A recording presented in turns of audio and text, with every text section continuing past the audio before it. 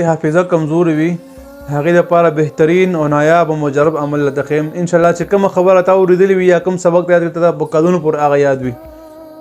بعضې ملګرو داسې وي چې هغې سبق یاد کي خو چې کله د پرچې ټایم راشي یا د امتحان ټایم راشي یا د څوک تپوس وکړي د ذهن نه بالکل خبره وځي د هیرې زیاته وي د کون ذهن کس دپاره ته بهترینه وظیفه زبردسته وظیفه دا شروع کړئ د ماسوتن چې کله اوده کېږئ نو دا وظیفه 140 کرته وایه یا علیمو علمني یا خبیر اخبرني یا علیم